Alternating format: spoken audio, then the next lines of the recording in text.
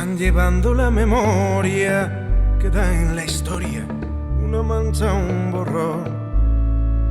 Mientras el resto sufre amnesia, un viejo recuerda una canción de aquella lejana batalla donde pudo morir en una guerra no ganada. A veces me pregunta por ti. Se crea aún en la trinchera otra bandera de otro color.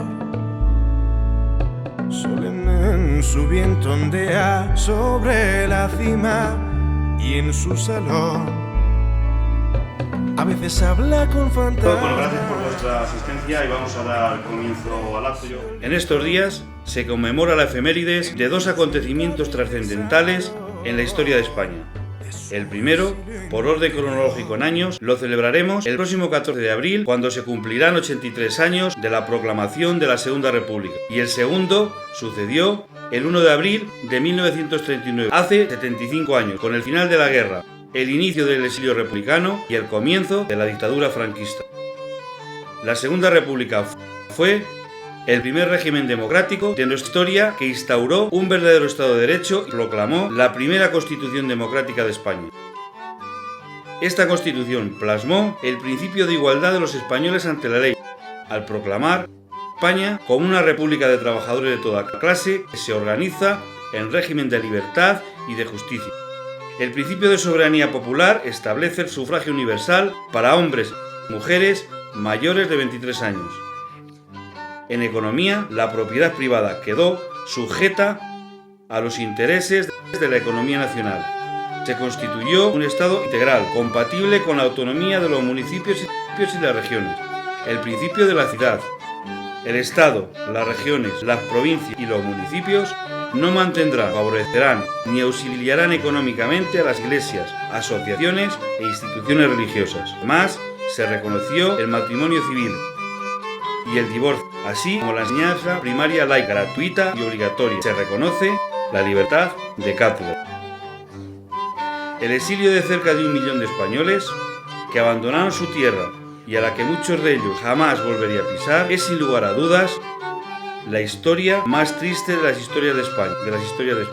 Con este acto contra el olvido pretendemos reivindicar la Segunda República, su legado y asimismo conmemorar los 75 años de la salida desde el puerto francés de Sète del primer barco con 1.620 exiliados republicanos en Naya.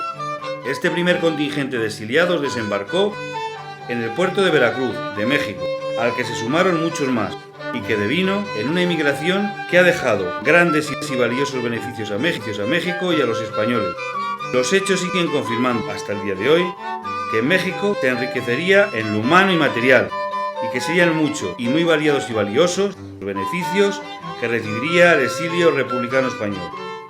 Para hablarnos de este episodio histórico, tenemos la fortuna de contar con Pedro Tomé, al que agradecemos su inestimable colaboración en este acto.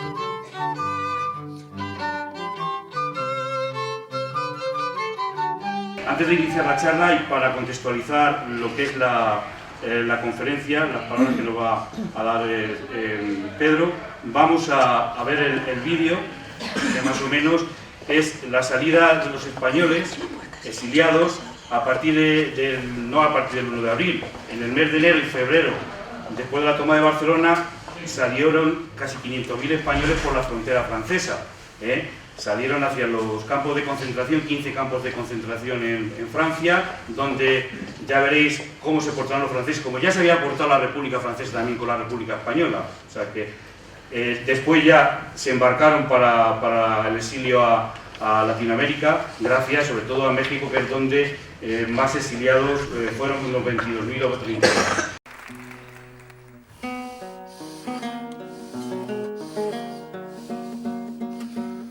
Si he perdido la vida, el tiempo, todo lo que tiré como una niña al agua.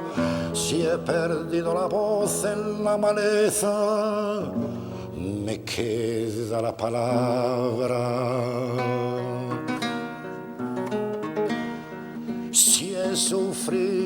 perdido la sed, el hambre, todo lo que era mío y resultó ser nada. Si he cegado las sombras en silencio, me queda la palabra.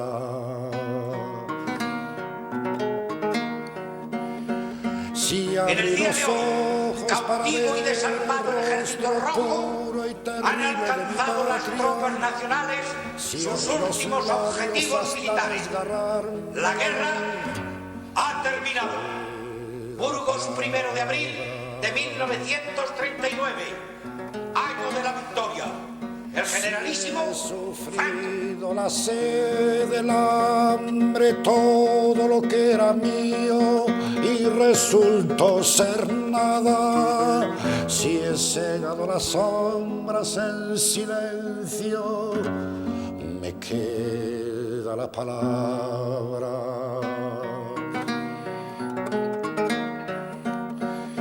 Si he perdido la vida, el tiempo. El 1 de abril de 1939 terminaba oficialmente un periodo de casi 3 años de guerra en España. 2 meses antes, desde el 27 de enero al 10 de febrero, tras la toma de Barcelona por el ejército de Franco, cerca de 500.000 españoles en retirada cruzaban, en condiciones extremas, la frontera pirenaica en busca de ayuda y protección.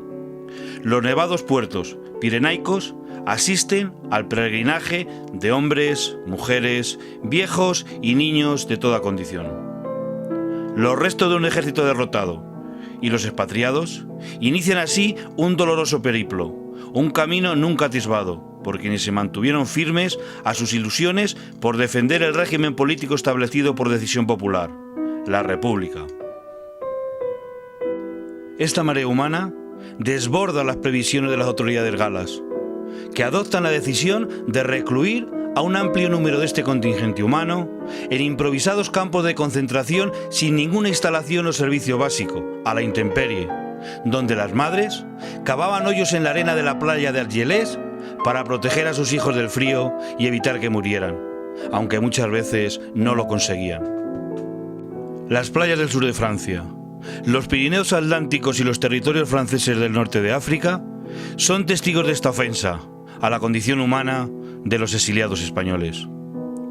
Este triste acontecimiento no es más que la prolongación de la salida de 30.000 niños, los llamados niños de la guerra, hacia Gran Bretaña, Bélgica, México y la Unión Soviética, entre otros destinos, tras los bombardeos de Durango y Guernica en marzo y abril de 1937. Evacuación a la que se unen los cerca de 160.000 españoles que abandonan por vía marítima territorio español tras la toma de Bilbao y Santander, y aquellos otros 15.000 españoles que en los estertores del gobierno republicano, desde los puertos del litoral levantino, encuentran refugio en los territorios franceses del norte de África. Con certidumbre, el exilio republicano sea la historia más triste de las historias de España. Sacudido por la sinrazón de la guerra, un número cercano al 1.000.000 de españoles abandona una tierra, la española, que muchos de ellos jamás tendrán la oportunidad de volver a pisar. Tras su paso por Francia, se organizaron viajes en barco para trasladar a una gran parte de los exiliados. La América de habla hispana es el destino de gran parte del exilio español. México, Argentina, Chile, entre otros países latinoamericanos, acogen con generosidad a los republicanos españoles. Nombres como el Flandes, Sinaya, Panema y Méxique se convirtieron pronto en sinónimo de libertad, una vía de escape al fascismo que avanzaba sobre Europa. México es, sin lugar a dudas, el país de acogida que recibe con mayor entusiasmo a los exiliados españoles. La hospitalidad exhibida por el pueblo mexicano es reflejo de la humanidad de su presidente, Lázaro Cárdenas, presidente de México, que en nombre de su gobierno y de todos los mexicanos les anuncia: México está abierto para ustedes, es su casa, será una nueva patria. México abre los brazos para los hombres y mujeres de la República Española.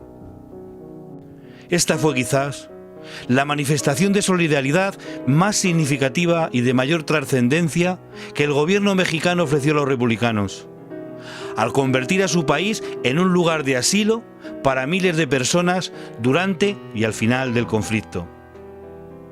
En la mañana del 23 de mayo de 1939, en el puerto francés de St.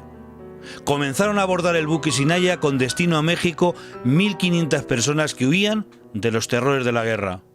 Se trataba de refugiados españoles que habían salido de su patria unos meses atrás, ante el avance de la fuerza franquista sobre los territorios del norte de la península, cuando se libraban las últimas batallas de la guerra española. Los seleccionados llegaron desde los campos de concentración al puerto de St.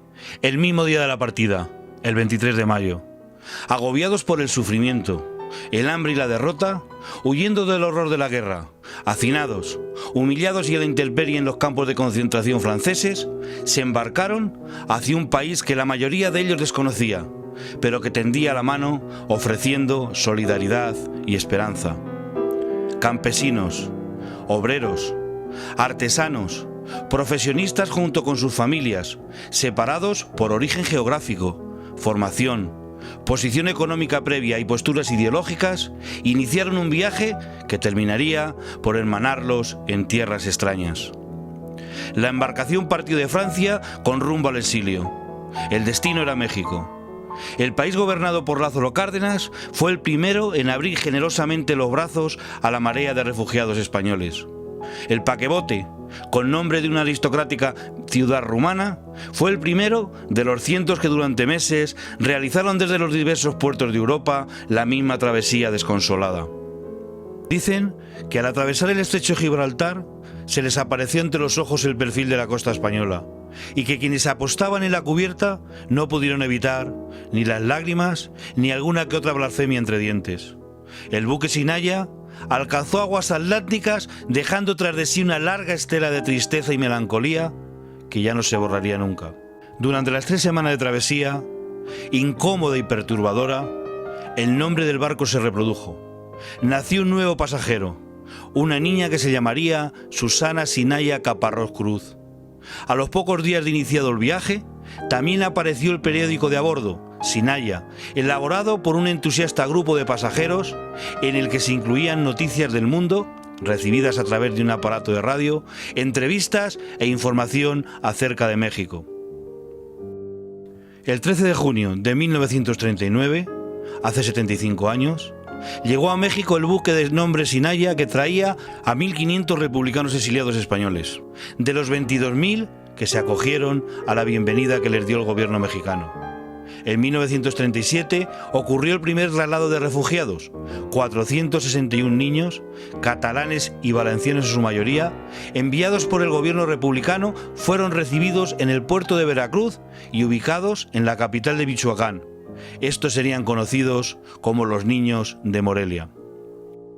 El puente entre los campos de concentración y México se extendió durante los meses siguientes.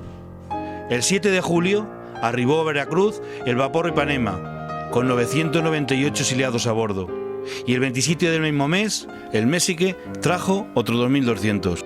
Desde 1937 hasta 1942, se calcula que llegaron a México cerca de 22.000 refugiados. Los pasajeros del Sinaya fueron recibidos con hospitalidad, colorido y mucha celebración, como lo expresó una pasajera llena de emoción. Vienen a mi mente expresiones de gran agradecimiento a México, de mucha emoción, como cuando las mujeres de piel morena, esas de las cruzadas garbosas, alzaban sus canastos llenos de fruta tropical para regalarlos a aquellos flacuchentos que llegaban en el barco. Algunos nombres que podían leerse en la lista de embarque ya resonaban o serían conocidos más tarde en diversos ámbitos tanto en México como en España. Pedro Garfias, Tomás Segovia, Ramón Sirao, José Gaos, Eduardo Nicol, Adolfo Sánchez Vázquez, Julio Mayo, Manuel Andújar y Benjamín Jarnés. Y en años posteriores fueron llegando las pintoras Remedios Varo, el Beria Gascón y el cineasta Luis Buñuel, entre otros. Allí llegó una parte muy importante de la intelectualidad española, que en el primer tercio del siglo había situado a España en un nivel científico, artístico y literario muy elevado, que se incorporaron a la vida cultural mexicana, dejando en ella una huella muy transformadora. El proceso de incorporación y arraigo a este país de acogida, así como su legado, aún vigente, son un capítulo excepcional en la vida contemporánea de México.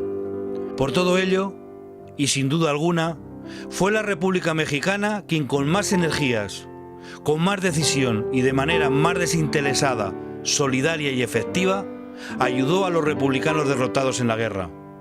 En rigor, la deuda del progresismo español con el país hermano de México es incalculable. Primero, por los aspectos materiales, los más humanos e inmediatos, de esa ayuda, cuando nuestros refugiados más lo necesitaban, atrapados entre la cárcel y la muerte en la España franquista y los campos de concentración y la muerte en Francia. Pero en un segundo término, resulta incalculable también en lo que tuvo de recuperación y de restauración de los valores e ideales humanistas que también encarnaban los exiliados derrotados de la Segunda República y cuyo legado pudo ser preservado para todos los españoles y hombres del futuro gracias al pueblo de México. La mayoría de los exiliados tuvieron que quedarse en México hasta que acabara la dictadura de Franco, pero los demás siguieron residiendo en este país de acogida. Los que no pudieron volver, repartidos por el mundo, fueron olvidados por la España franquista, iniciándose una nueva vida en lugares distintos y con culturas y lenguajes diferentes en algunos casos. Para ellos, el exilio supuso una salvación a la propia vida y les ofreció nuevas oportunidades que en una España sumida en un periodo de oscurantismo, tabúes varios y represión no les hubiera podido ofrecer. Muchos vivieron con el permanente deseo de un retorno inmediato, menguado con el tiempo. El desarraigo formó parte de sus vidas y los recuerdos, más allá de los recogidos en una maleta, unidos a la experiencia del exilio, dio lugar a una memoria colectiva e identidad de grupo.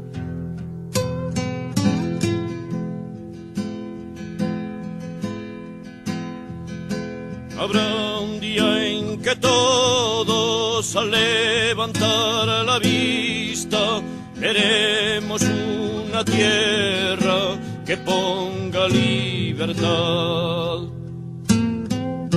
Hermano, aquí mi mano será tuya mi frente y tu gesto de siempre caerá sin levantar. Huracanes de miedo ante la libertad.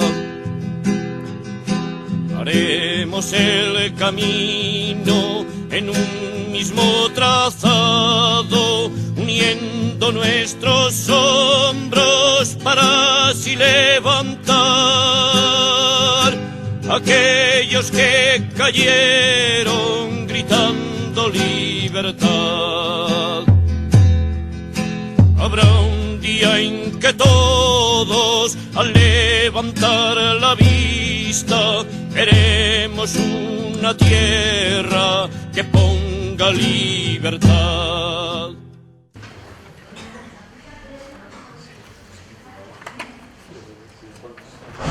Sí, yo espero que haya quedado claro, ¿no? Hombre, El asunto. está buenísimo. ¿Eres un artista, Bruno?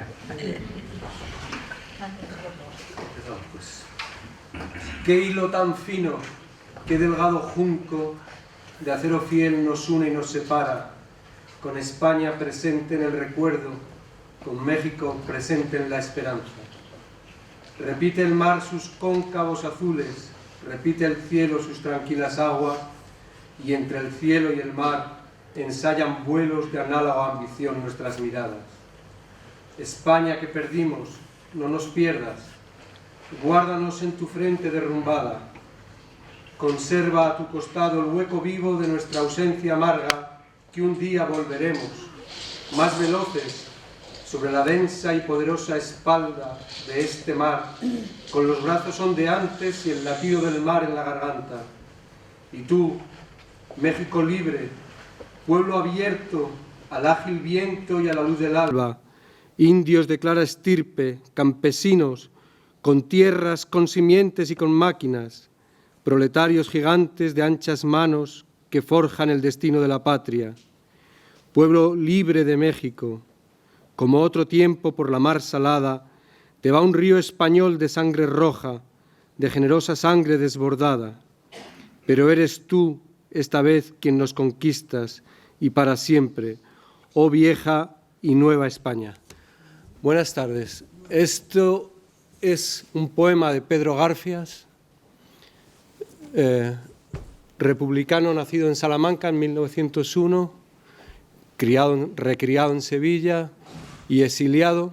Es un poema que prácticamente todos los exiliados españoles se sabían de memoria. Con cualquiera que hablara, si tuviese un poco de memoria, él inmediatamente cuando le decías, bueno, le preguntabas qué hay de la relación entre España y México, siempre este poema de Pedro Garfias es el que salía. Es verdad que es el que salía. Poetas que son más conocidos, sobre todo para nosotros, más famosos, Cernuda, León Felipe, etcétera, etcétera. Pero para los exiliados españoles, Garfias era lo más de lo más. Empiezo con este poema y también recordando, aunque ya lo ha hecho Bruno en su amable presentación, que yo soy antropólogo y por consiguiente mi percepción del exilio es la resultante de cientos de entrevistas con exiliados ya muy mayores, con hijos e hijas de exiliados y de exiliadas, con una entrevista también muy larga con Amalia, la llaman indistintamente, Amalia de Solórzano, o Lázaro, la esposa, perdón, de Lázaro Cárdenas, y con una entrevista también muy larga con Lázaro Cárdenas, nieto, no el general Lázaro Cárdenas, sino Lázaro Cárdenas, que ha sido hasta no hace tanto gobernador del estado de Michoacán y con quien he tenido la oportunidad de hablar en varias ocasiones. Esta es mi percepción, por tanto, del exilio y voy a intentar contarla en el rato que me ha dado Bruno. Estoy muy contento y le agradezco a Bruno que me haya invitado a esta oportunidad, porque además, le decía hace unos días, él casi ya se había olvidado, pero esto cierra un ciclo. Hace algunos años, José María González Suárez y quien ahora está en el uso de la palabra, hicieron un acto en el Episcopio, presentados por Bruno, para conmemorar el 75 aniversario de la República, un acto en el que nunca le agradecimos lo suficiente a Serafín de Tapia el gran esfuerzo que tuvo que hacer para mantener tranquila y contenta a la gente, porque José María y yo, fiel a la tradición de José María, llegamos con casi una hora de retraso por un atasco que pillamos en Madrid. Pero bueno, estoy muy contento de poder cerrar este ciclo. Voy a empezar por las causas. ¿Por qué le da a los exiliados españoles por marcharse a un país tan lejano como México en lugar de quedarse en Francia o en otros lugares de Europa? Parte ya lo hemos visto en el vídeo, hay muchas cosas del vídeo que ya no las voy a repetir. Lo primero que tengo que decir es que esta es la visión que tienen los exiliados, no la que realmente ocurrió, aunque se parece bastante. Los exiliados no tuvieron en Francia en ningún momento la sensación de ser considerados refugiados políticos, sino presos políticos. De hecho, nada más entrar en Francia y antes de entrar en los campos de concentración, que así se llamaban, les eran incautadas todas sus pertenencias, absolutamente todo, y quedaban en la más absoluta de las indigencias.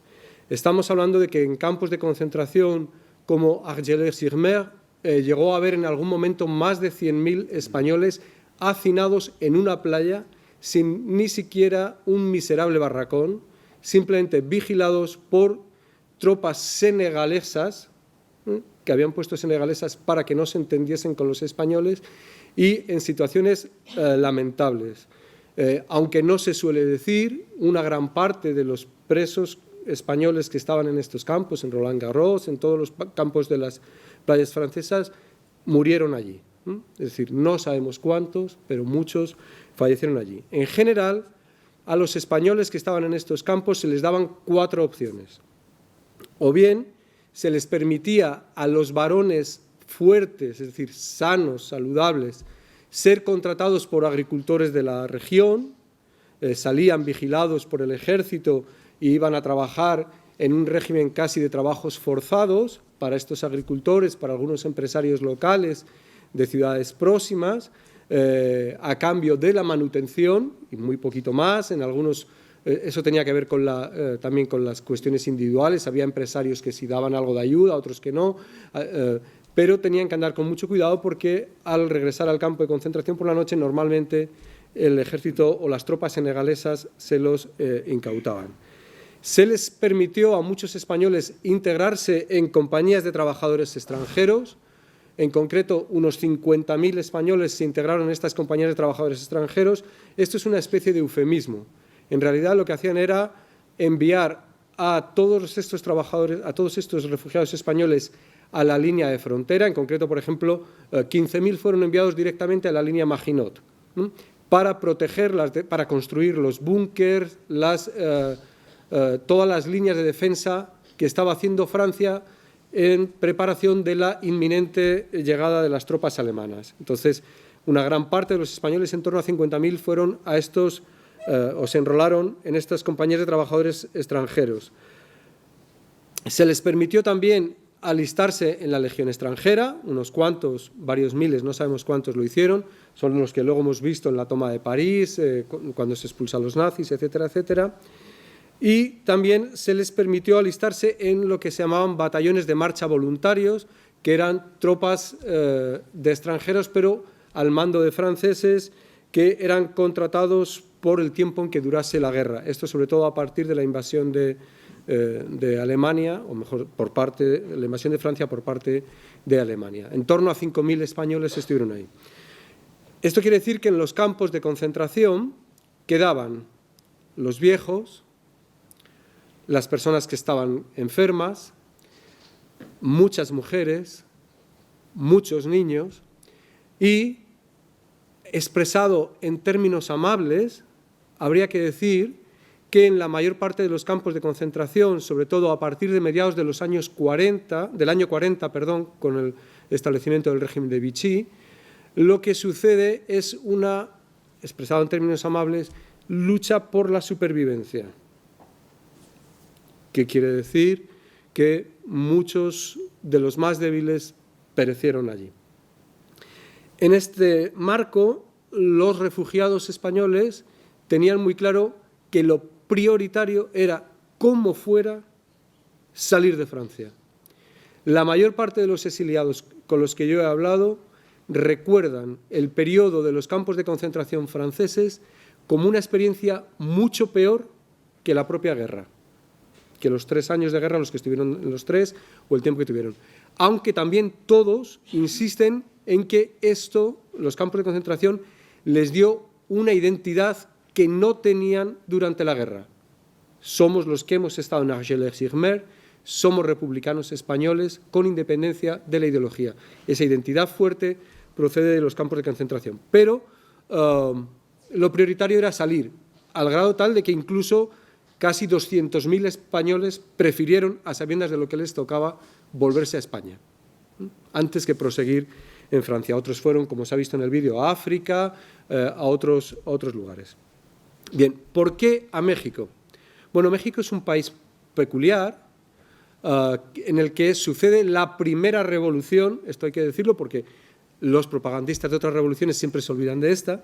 Sucede la primera revolución del siglo XX en el hemisferio norte y, por supuesto, en el continente americano. Es la revolución que se inicia en 1910 con Madero, que tiene la incorporación del general Francisco Villa en 1911 y la incorporación del también autodenominado general Emiliano Zapata en 1911. El proceso revolucionario en México es muy complicado, es un proceso de todos contra todos, en el que hay distintas percepciones de la revolución. Están los maderistas, que son, vamos a llamarlo así, burgueses que quieren una revolución liberal. Están los villistas, que lo que quieren es un Estado mexicano en el que el pueblo, así en genérico, sea el protagonista. Están los zapatistas, que lo que quieren es más tierras y menos revolución, a nosotros darnos las tierras y después ya veremos lo que hacemos con ellas. Entonces, todo esto trufado por múltiples movimientos políticos, partidos más o menos constituidos. El caso es que entre 1910 y 1917 acontece esta revolución, en el 17 se aprueba la Constitución y se nombra ya presidente, pero la situación no se tranquiliza. La Constitución que se aprueba en México en el año 17 es una Constitución muy agrarista, que defiende como principio fundamental que la tierra es para los campesinos. La Constitución del 17 de México habla muy poco de los obreros mexicanos, porque en México no hay apenas obreros. Digamos que el sector industrial fuerte, o mejor dicho, el sector obrero fuerte, son los ferroviarios, que sí que había un sector ferroviario muy fuerte. Entonces, lo que sí es claramente esta Constitución es una Constitución claramente anticlerical. Y como consecuencia de esta Constitución, en el año, o del intento de aplicar esta Constitución por Venustiano Carranza y por otros líderes revolucionarios, en el año 1925 se desata en México una guerra civil, normalmente denominada como Primera Guerra Cristera, en la que los rancheros de las áreas, comillas, blancas, de las áreas donde había menos indígenas, es decir, Jalisco, Querétaro, Aguascalientes, Guanajuato, se levantan contra el gobierno revolucionario al grito de Dios, patria, libertad, viva Cristo Rey y nuestra Madre Santísima María de Guadalupe. La guerra dura 3 años y la ganan los agraristas, es decir, la gana el gobierno revolucionario, que a partir de ese momento coloca a la Iglesia en su posición, más o menos. Esto es más o menos discutible. Cuento esto porque es importante tener en cuenta que en los años 30, como consecuencia de esta guerra cristera, hay en México un auténtico fervor revolucionario que sobre todo se expresa a partir del año 34 con la llegada al poder del general Lázaro Cárdenas, que es al que hemos visto aquí, Lázaro Cárdenas del Río. Cárdenas es un agrarista convencido, digamos que de entre las corrientes más revolucionarias que había, sería de la que intenta una conjunción entre las ideas de Villa y Zapata. Es el que lleva adelante la revolución agrícola o agraria, las dos, agraria porque es el que empieza a repartir tierras a los campesinos de todo el país con una gran virtud desde el punto de vista de la producción agrícola, pero que a medio y largo plazo tendrá también consecuencias negativas desde el punto de vista ecológico, porque se reparten tierras para todos los campesinos donde hay tierras. Entonces, por ejemplo, a campesinos del norte, que son campesinos del desierto, se les dan tierras en la selva y no saben tratar la selva, y eso tendrá a medio plazo sus problemas. Pero eso vendrá mucho después. Lázaro Cárdenas es prácticamente convertido en un dios por sus seguidores cuando en el año 38 expropia la producción petrolera, el petróleo es nacionalizado en todos sus aspectos, y cuando intenta desarrollar lo que se llama la educación socialista. A partir también de este momento, Lázaro Cárdenas crea un partido, el Partido de la Revolución Mexicana, que luego se transformará en el Partido Revolucionario Nacional y posteriormente en el Partido Revolucionario Institucional, que, sin ningún parecido con el de Lázaro Cárdenas, es el que está ahora mismo en el gobierno. Es muy importante señalar que Lázaro desde el primer momento se posiciona del lado de la República Española y desde el momento en que se inicia la guerra se coloca abiertamente en contra de los facciosos y a favor del ejército republicano. Esto quiere decir que, a pesar del bloqueo internacional, el gobierno de México, presidido por Cárdenas, envía barcos a España, envía armas y, sobre todo, envía pertrechos y petróleo. Todavía, el 16 de septiembre del 37, el día de la fiesta nacional en México, donde todos los alcaldes, donde todos los presidentes, los gobernadores de los estados y el presidente nacional salen al balcón, tocan la campana y gritan viva México, y dependiendo del día, viva México abajo los españoles, vamos a acabar con los cabrones de los gachupines. En el Palacio de Gobierno en 1937, el general Lázaro Cárdenas grita: ¡Viva México, viva la República Española! Y eso es fortísimo. En ese mismo año, Cárdenas, dicen que convencido por su esposa Amalia Solórzano, es el que, como hemos visto en el vídeo, se lleva en torno a 500 niños a Morelia. Se los lleva a Morelia. Morelia es la antigua ciudad colonial de Valladolid, cambiada el nombre por Morelos, uno de los héroes insurgentes. Se los lleva allí porque Cárdenas, como buen general, es cacique de su región, y él es de Michoacán, él es de Jiquilpan, y entonces él sabe que en Michoacán lo tiene todo controlado.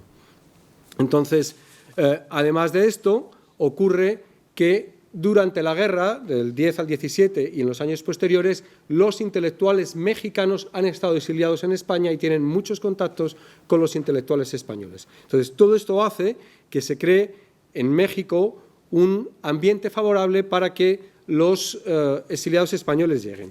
Entonces, ¿cómo llegan? No voy a contar ya lo que ha salido ahí, pero sí voy a hablar de algunas cosas interesantes. Primero, antes de acabar la guerra, el presidente Negrín crea el servicio de evacuación de los republicanos españoles, viendo que la derrota es inminente y que hay que prever la salida de miles de españoles.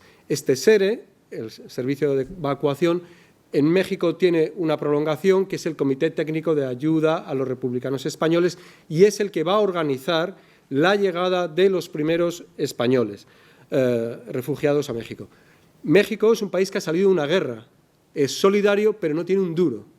Y entonces estos barcos, el Sinaya, el Ipanema, el Mexique, son pagados con el dinero de la República Española. México acoge, pero no pone un duro porque no lo tiene.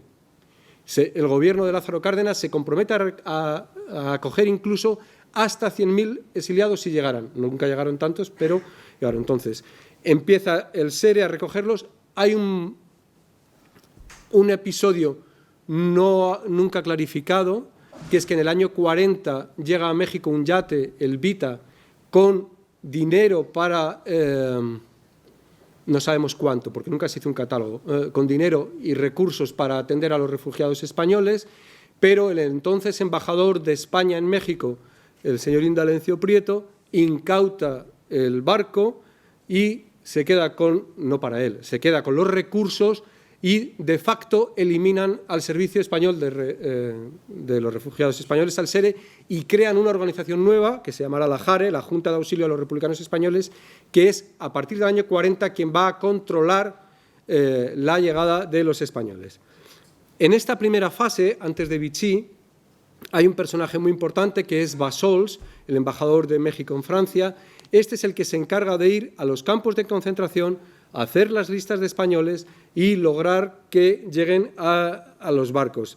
En este primer año, entre 39 y 40, Bassols logra meter en los barcos aproximadamente a unos 8.000 refugiados españoles.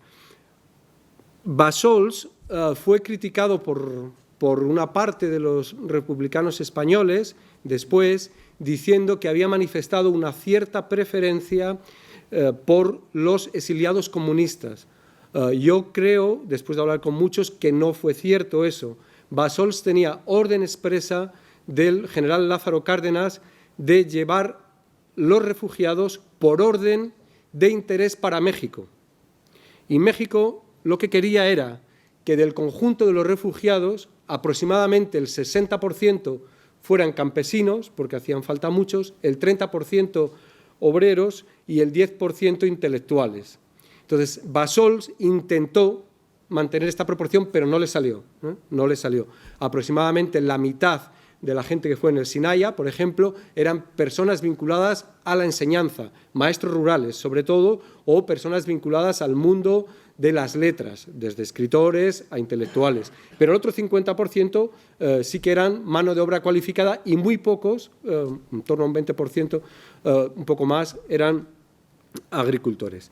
En todo caso, hay una cosa que es realmente muy, muy importante, y es que nada más llegar los españoles en el año 40 hay una cosa muy importante que hace Lázaro Cárdenas, es que otorga la nacionalidad mexicana a todo aquel español que la pida, pero además en 48 horas. Solo hay que presentarse ante una oficina y decir: soy español, soy refugiado y sé trabajar en esto. Y en 48 horas se le da la nacionalidad mexicana. Esto es por dos motivos. Primero, el contexto político internacional. En el año 40, como todos sabemos, Alemania invade Francia y Alemania se dirige al gobierno franquista y le pregunta que qué hace con los miles de españoles que tiene controlados.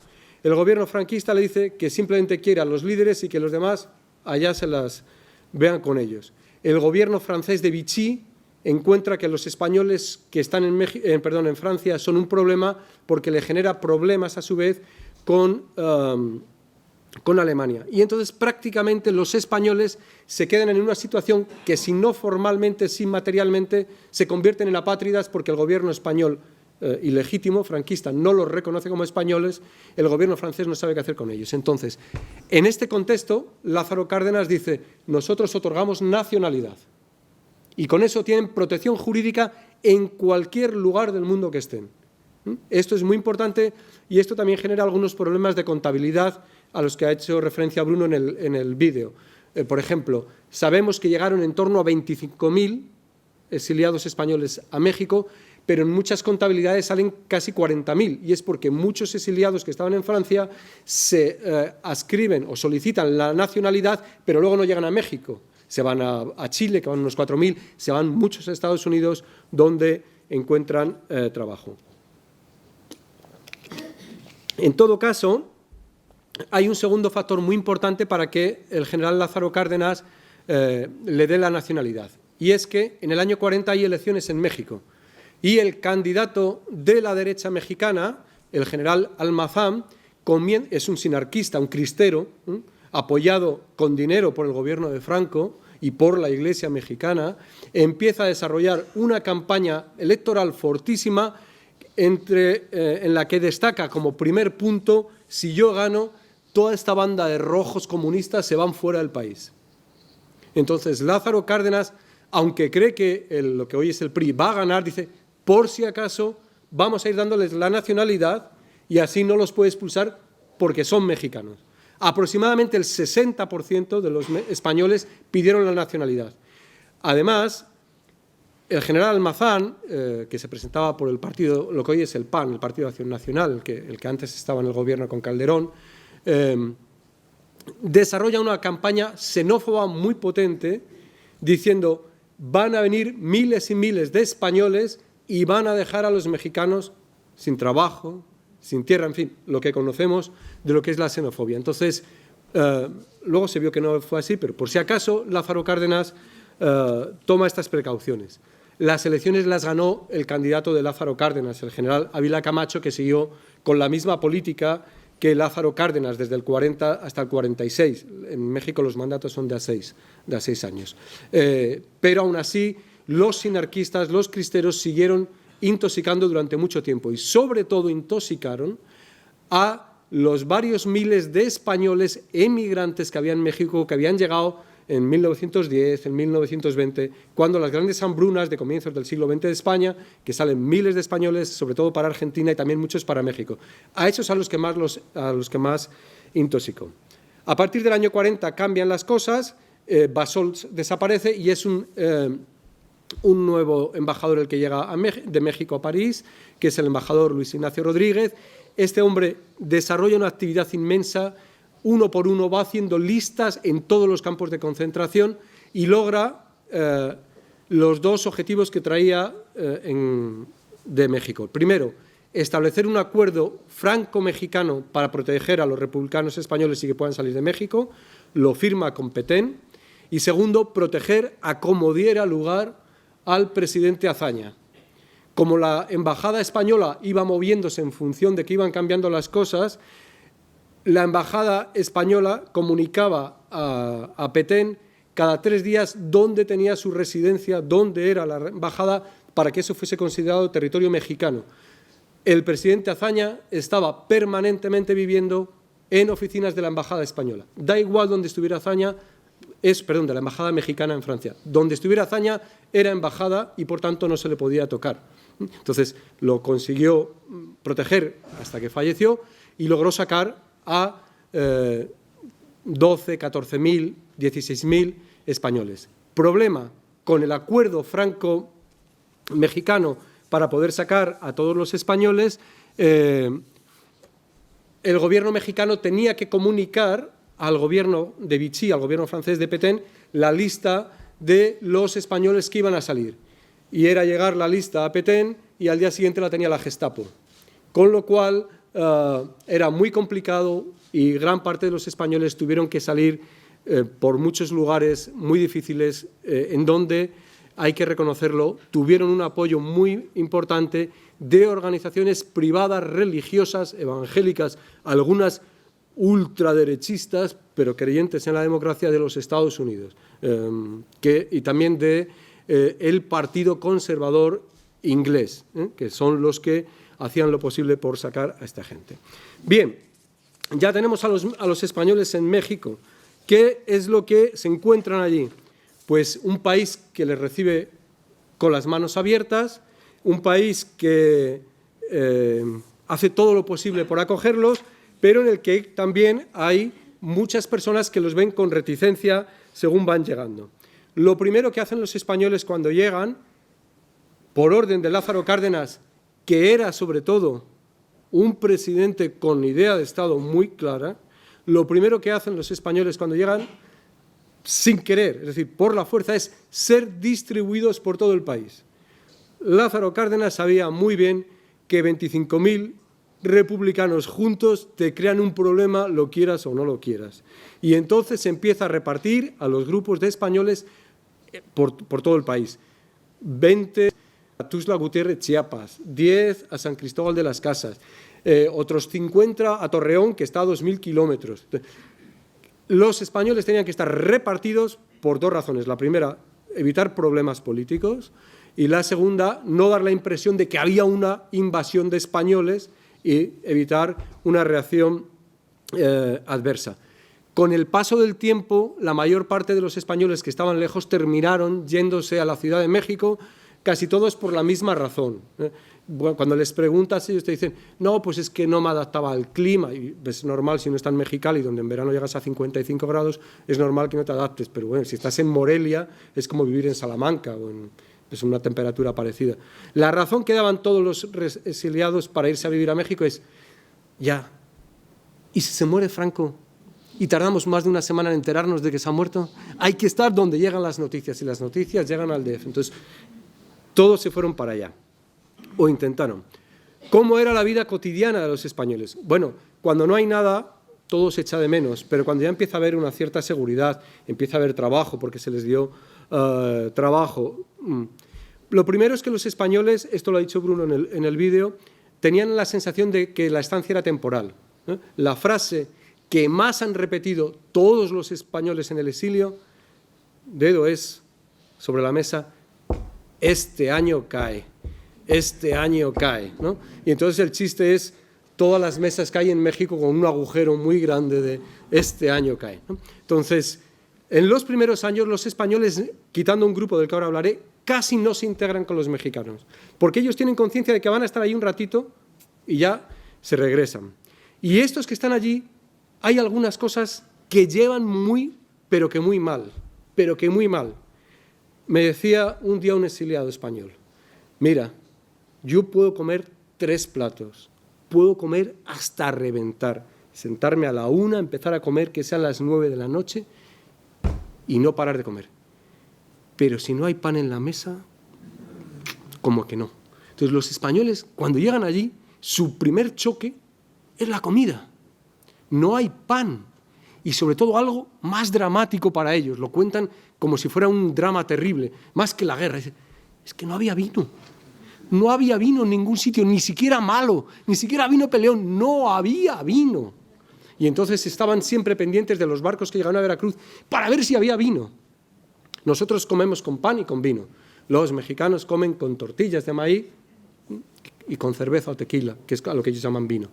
Por cierto, esto del maíz, hemos visto ahí esto es una anécdota que cuenta un exiliado. Dice, Yo comprendí que México era el país de la libertad cuando al llegar en el barco, iba en el Mexique, que es el tercer barco que llega. Dice, cuando al llegar, llegamos al puerto de Veracruz y vi una manta, una pancarta gigantesca que pone: el sindicato de tortilleras os da la bienvenida. Y dije, esto sí que es libertad. Obviamente se refería a las trabajadoras de los puestos de tortillas, pero en fin, ellos lo entendieron de otra forma. No sé qué quisieran entender. También llevaban bastante mal la distancia.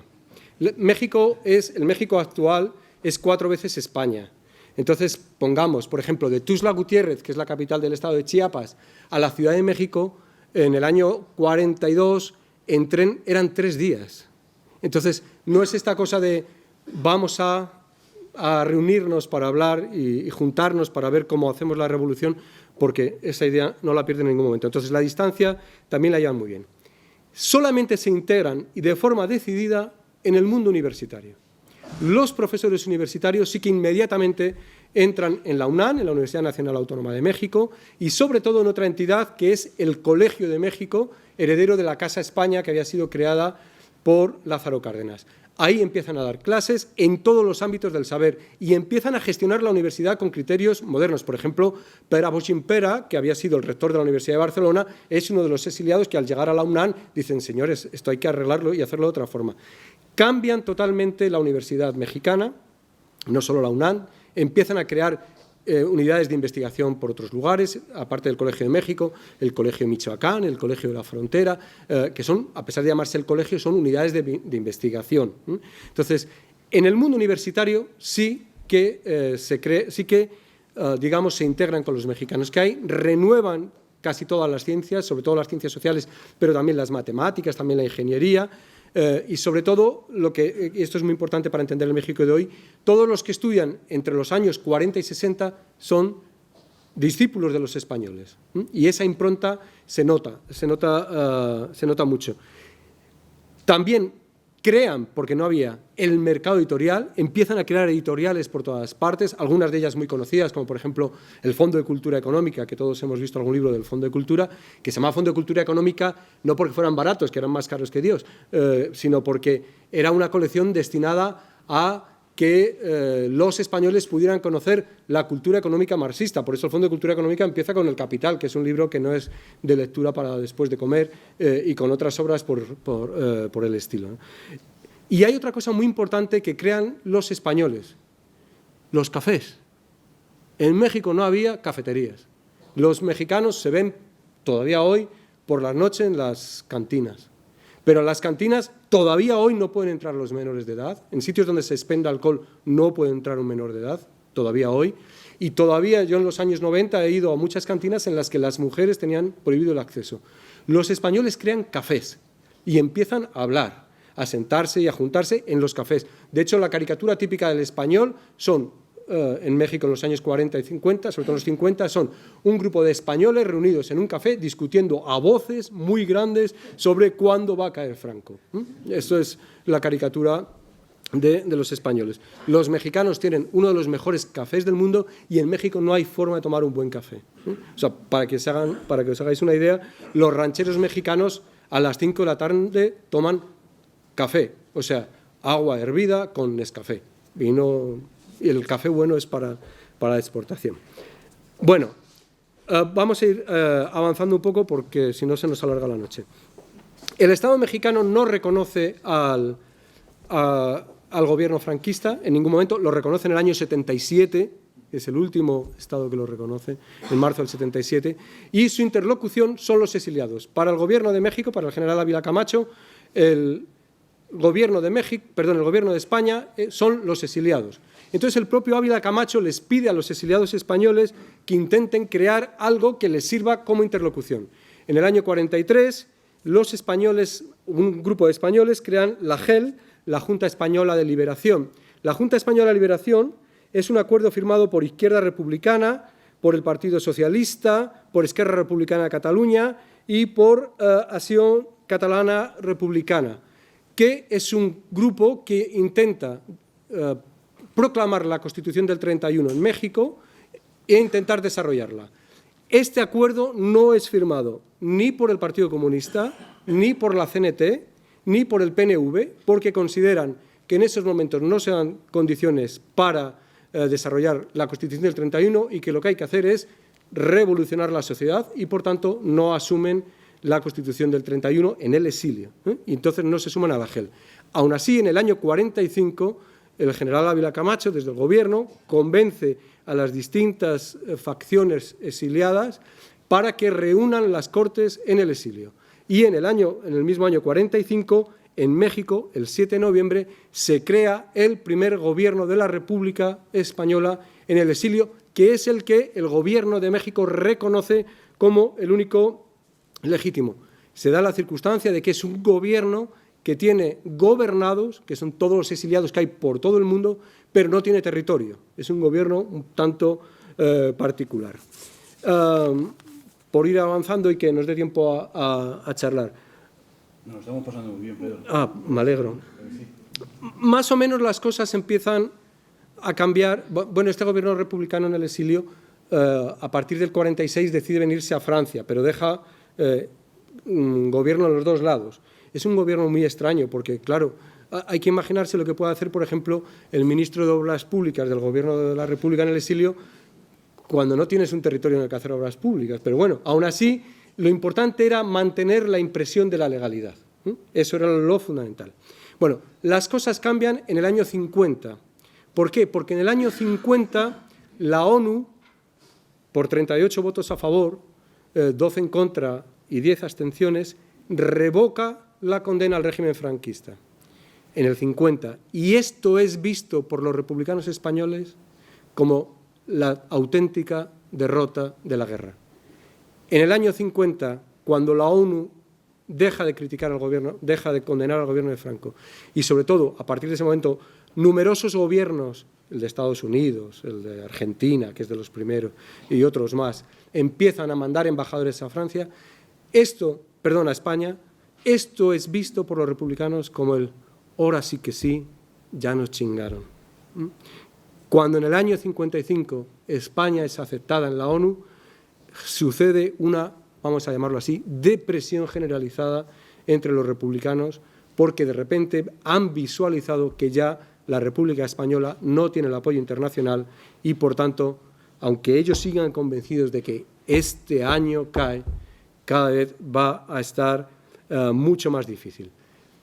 El corolario positivo es que los republicanos empiezan a darse cuenta de, pues ahora sí que ya hay que quedarse aquí. Y comienza una integración que, si ya en lo laboral había sido muy fructífera, una integración mucho más amplia. Ya comienza a haber una integración familiar. Ya los españoles que nacen, hijos de españoles, ya van a ser mexicanos. Ya los españoles y las españolas se van a casar con mexicanos y con mexicanas. Y ya van a empezar a sentirse, sin dejar de sentirse en ningún momento españoles, se van a empezar a sentir mexicanos, que es el poema de Garfias con el que he comenzado. Esto va a tener efectos muy positivos para la economía mexicana, para la integración mexicana. La Ciudad de México se va a convertir en una ciudad cosmopolita gracias a los cafés que abrieron los españoles y a que México acogió no solo a los republicanos españoles, sino a todos los, porque hay que decirlo esto, México acogió a todos los exiliados europeos durante la Segunda Guerra Mundial. Allí fueron a parar los franceses que huyeron, los judíos que huyeron de Alemania, los rusos que fueron expulsados de la Unión Soviética.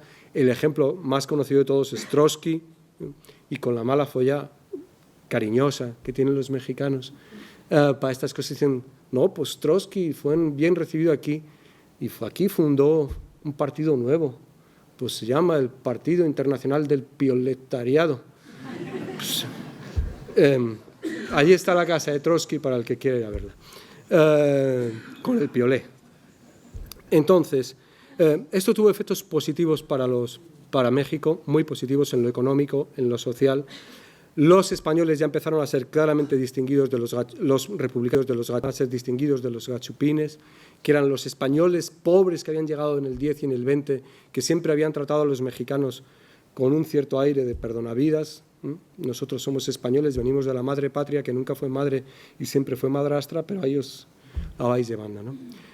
Bien, último momento de los españoles en el exilio, a la muerte de Franco.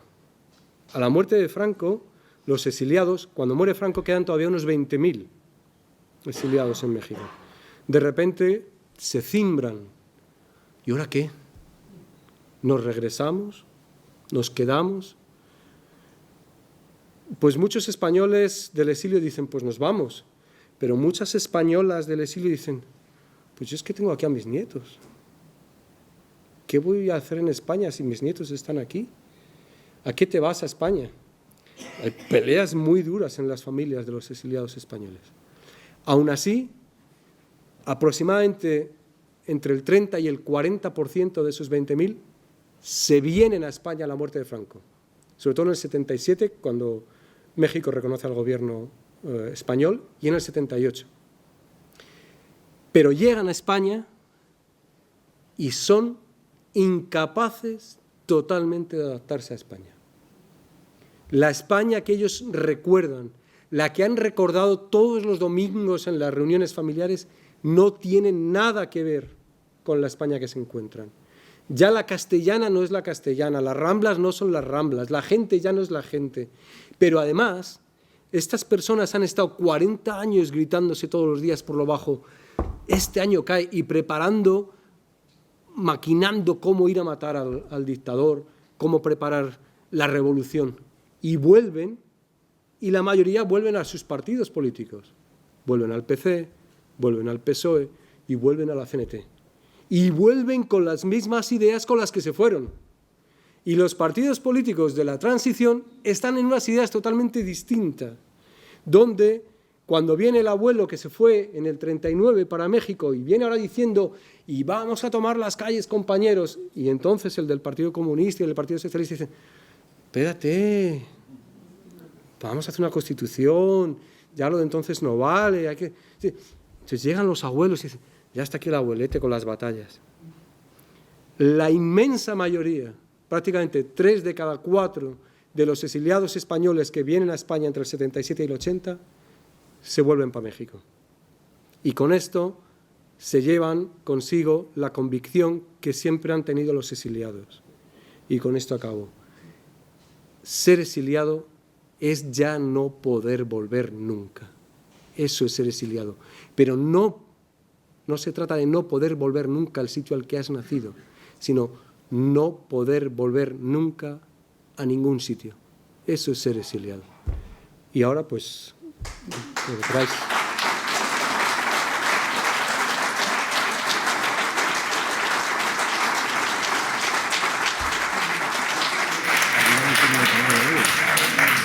Bueno, repito una vez las gracias a Pedro Tomé, de verdad, ha sido un placer escucharle, como siempre. Ahora, si alguna persona tiene alguna pregunta que hacer, abrimos un turno de palabra y preguntamos. O alguna duda o alguna cosa. Se plantean muchas dudas, lógicamente. ¿Hay alguna persona que quiere preguntar algo? Un comentario o criticar. O comentar o criticar. A ver, Sera.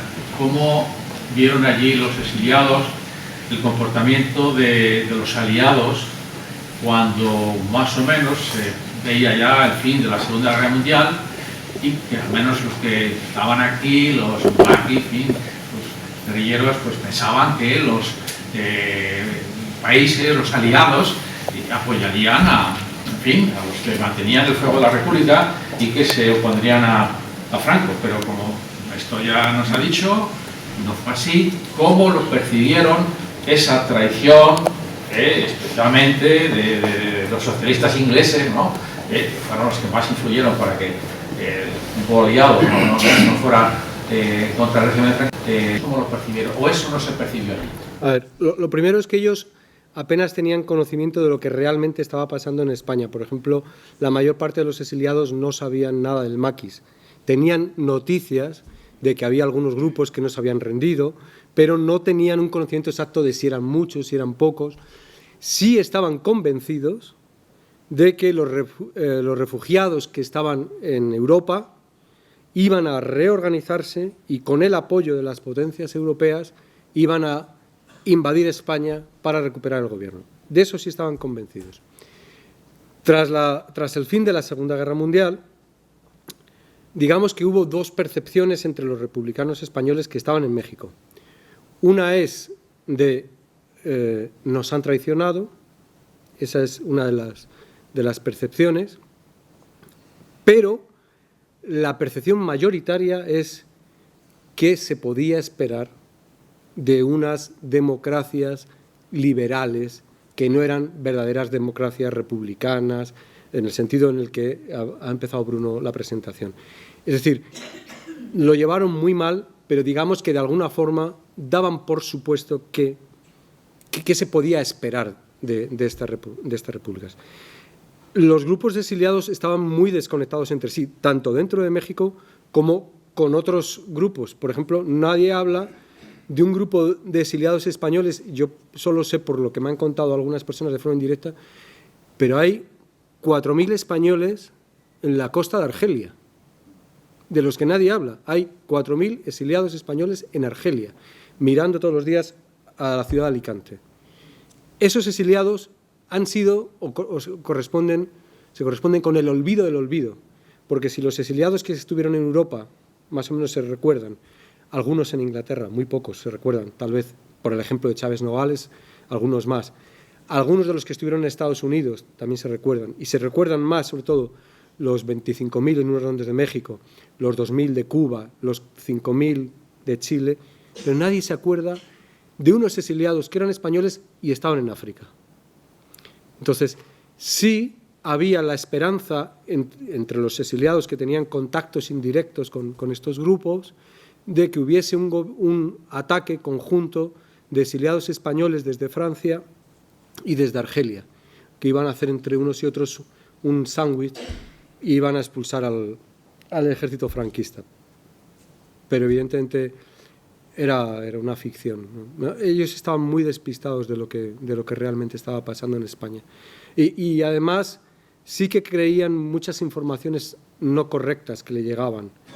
Por ejemplo, el triunfo glorioso de la huelga general que ha habido, que se ha paralizado todo el país y demás. Eran informaciones relativamente sesgadas las que les llegaban e imposibles de contrastar.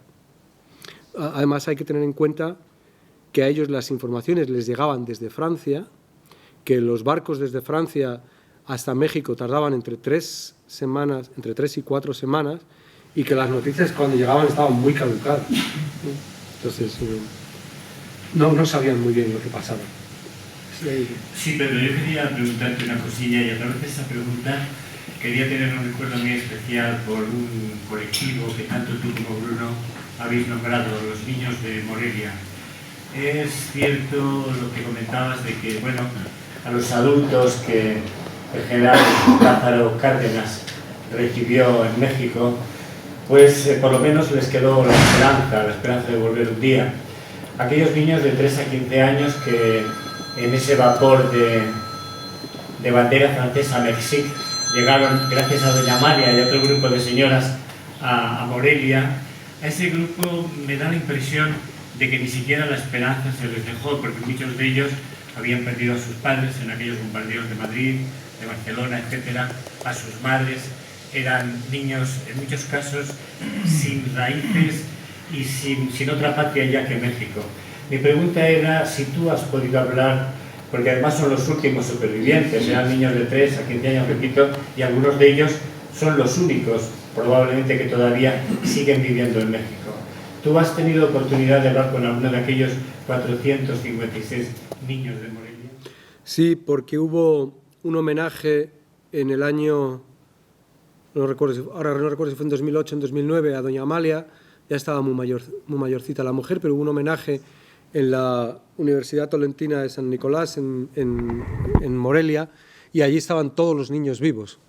Los niños de Morelia se desarraigaron totalmente de España, efectivamente, pero arraigaron en México y se sienten todos michoacanos.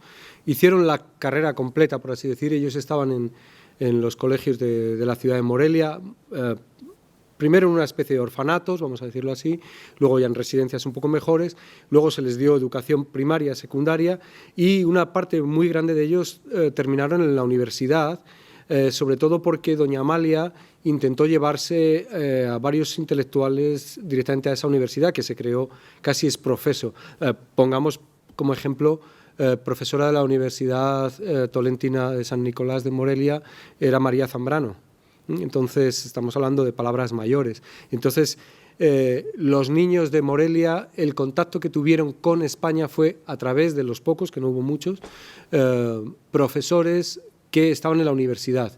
Y también, curiosamente, con un grupo de monjas españolas que se llaman las Rosas. Las llaman las Rosas porque están en el convento de Santa Rosa de Lima y estaba al lado. Entonces estaba al lado de donde ellos estaban. Ahí también había algunas monjas españolas. Entonces su contacto con España prácticamente se limitó a estos personajes más relevantes. Pero si no, la mayoría, yo con los que he hablado, no, ni siquiera han vuelto a España, ¿no? Ni saben nada de España.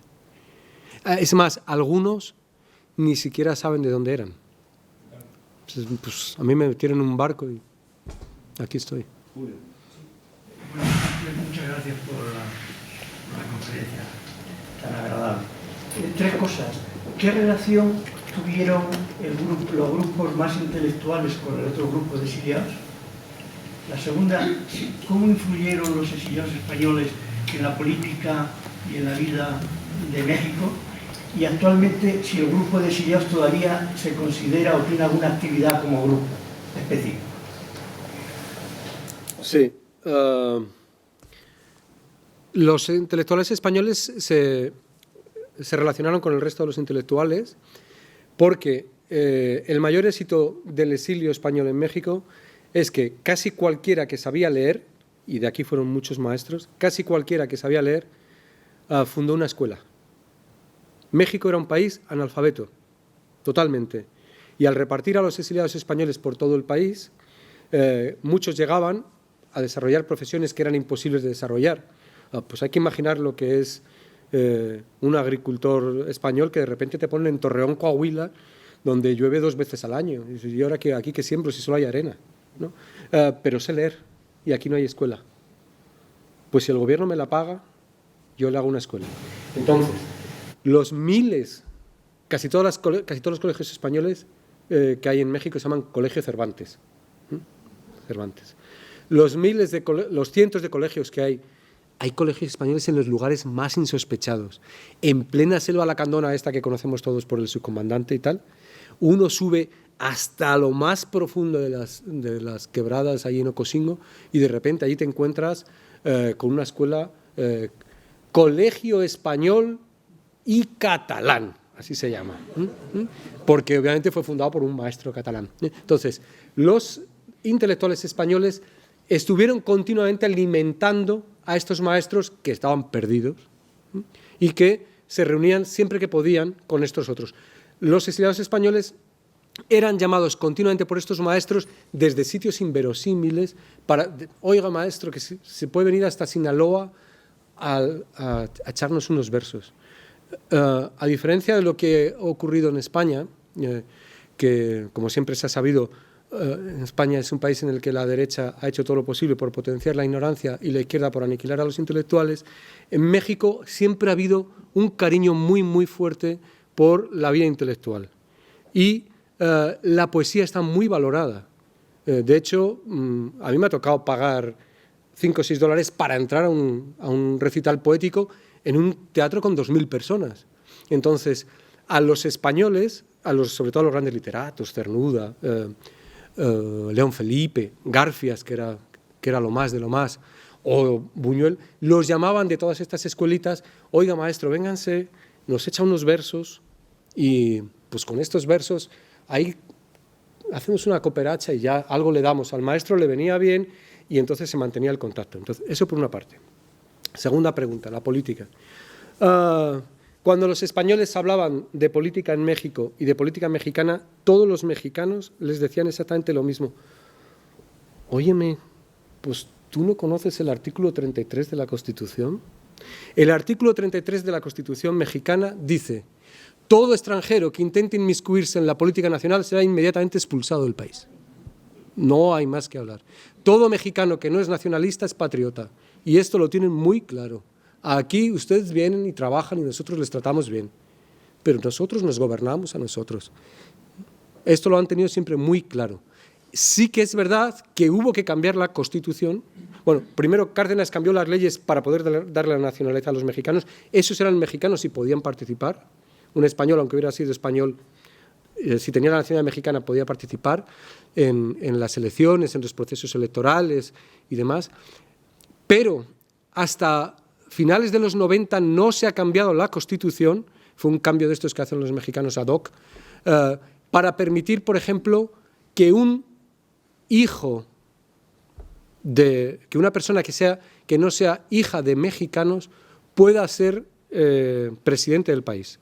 El primer presidente mexicano, hijo de no mexicano, fue Fox, que su mamá pues, es de San Sebastián.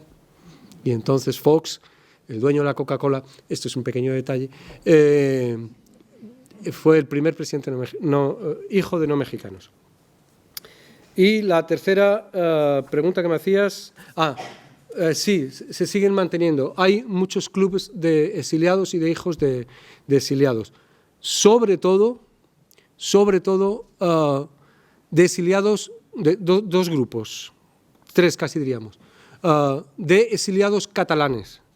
Los exiliados catalanes tienen una cierta conciencia de exiliados catalanes, porque además, si no se juntan entre ellos, no tienen la posibilidad de oír su lengua. Entonces siempre que pueden se juntan y hacen grandes comidas, grandes festejos, grandes fiestas y demás. Entonces los exiliados catalanes se juntan mucho y además se han juntado con lo que ellos llaman la casta beduina, que son exiliados libaneses, que son los que tienen de verdad la lana, y hacen muchas fiestas.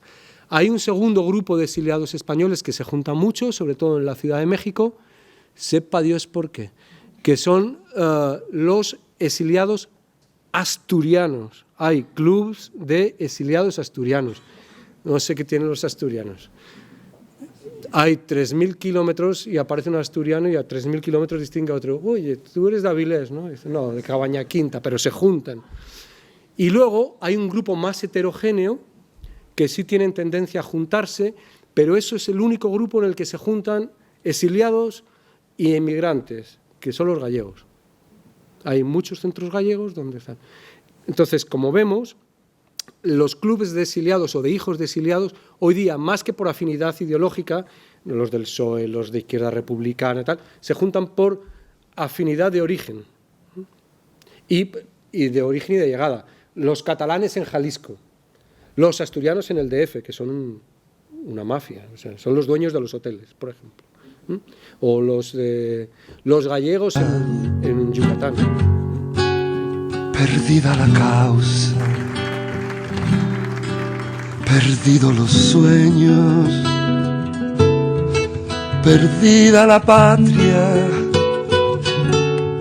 perdidos de todo, perdidos de España, en tierra de nadie, en campo de rabia.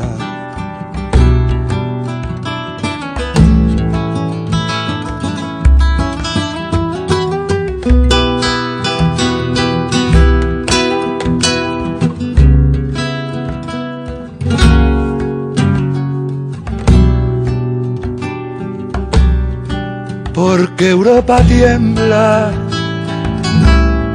y el fascismo mata y el destino acecha y la guerra avanza.